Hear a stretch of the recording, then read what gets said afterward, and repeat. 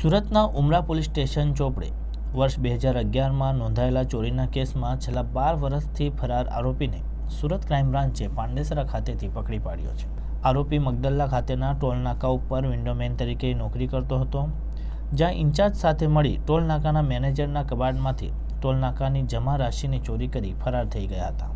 સુરત શહેર પોલીસ ચોપડે નોંધાયેલા ગંભીર પ્રકારના ગુનાઓમાં નાસ્તા ફરતા આરોપીઓને ઝડપી પાડવા માટે સુરત શહેર પોલીસ કમિશનર દ્વારા શહેર ક્રાઇમ બ્રાન્ચ સહિત પોલીસ મથકોની ટીમને ખાસ સૂચના આપવામાં આવી છે, જે અંતર્ગત ગંભીર પ્રકારના ગુનામાં સંડોવાયેલા અને વર્ષોથી પોલીસ ધરપકડથી બચવા ભાગતા ફરતા આરોપીને ઝડપી પાડવામાં સુરત ક્રાઇમ બ્રાન્ચને સફળતા મળી છે। સુરત ક્રાઇમ બ્રાન્ચના સૂત્રો પાસેથી મળેલી માહિતી અનુસાર મગદલ્લા ગામ સ્થિત બાપુનગર ખાતે રહેતો દિલીપસિંહ રઘુવીરસિંહ પરમાર મગદલ્લા ખાતે આવેલા ટોલ નાકા ઉપર 2011માં વિન્ડોમેન તરીકે નોકરી કરતો હતો, જે તે વખતે આ ટોલ નાકાનો ઇન્ચાર્જ જનરલ રામવીર શેખરવાર હતો, જે બંનેએ મળી ટોલ નાકામાં ભેગી થતી રકમ ચોરી ભાગી જવાનો પ્લાન બનાવ્યો હતો। જે પ્લાન મુજબ બંને શખ્સોએ 20 જુલાઈ 2011માં ટોલ નાકા પર આવેલ મેનેજરના રૂમમાં રહેલ કબાટમાંથી રોકડા ₹45,000 અને એક મોબાઈલ ફોન મળી કુલ 46,000ની મત્તા પર હાથ ફેરો કરી ફરાર થઈ ગયા હતા। ઘટનાને અંજામ આપ્યા બાદ બંને શખ્સો સુરત છોડી ભાગી છૂટ્યા હતા। ઘટના અંગે ટોલનાકાના મેનેજરની ફરિયાદના આધારે ઉમરા પોલીસે